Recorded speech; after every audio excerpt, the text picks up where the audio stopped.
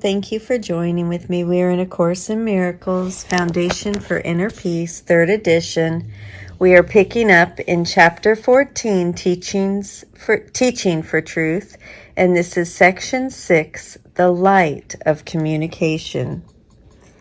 We are picking up on paragraph 5. You have regarded the separation as a means for breaking your communication with your Father. The Holy Spirit reinterprets it as a means of reestablishing what was not broken, but has been made obscure. All things you made have use to Him for His most holy purpose. He knows you are not separate from God, but He perceives much in your mind that lets you think you are. All this and nothing else would He separate from you.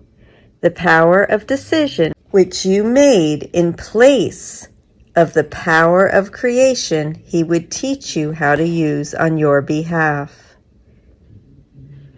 You who made it to crucify yourself must learn of Him how to apply it to the holy cause of restoration. You who speak in dark and devious symbols do not understand the language you have made. It has no meaning, for its purpose is not communication, but rather the disruption of communication. If the purpose of language is communication, how can this tongue mean anything? Yet, even in this strange and twisted effort to communicate through not communicating holds enough of love to make it meaningful if its interpreter is not its maker. You who made it are but expressing conflict from which the Holy Spirit would release you. Leave what you would communicate to Him. He will interpret it to you with perfect clarity, for He knows with whom you are in perfect communication.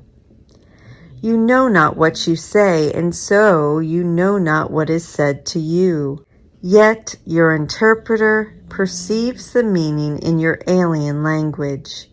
He will not attempt to communicate the meaningless, but he will separate all that has meaning, dropping off the rest and offering your true communication to those who would communicate as truly with you.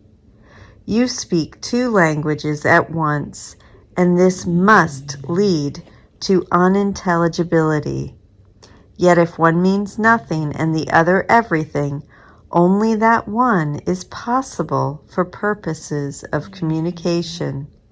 The other but interferes with it. The Holy Spirit's function is entirely communication.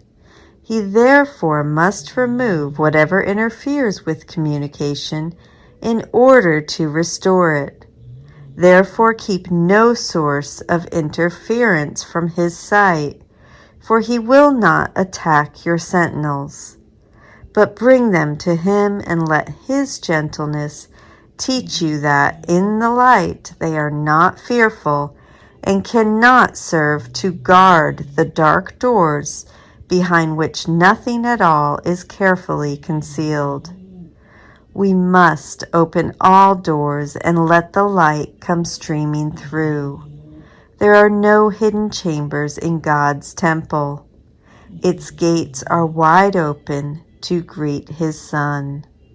No one can fail to come where God has called him, if he close not the door himself upon his Father's welcome. And that is the conclusion of Section 6, a beautiful conclusion. Thank you so much for joining with me. I will see you tomorrow. I love you. Have a great day.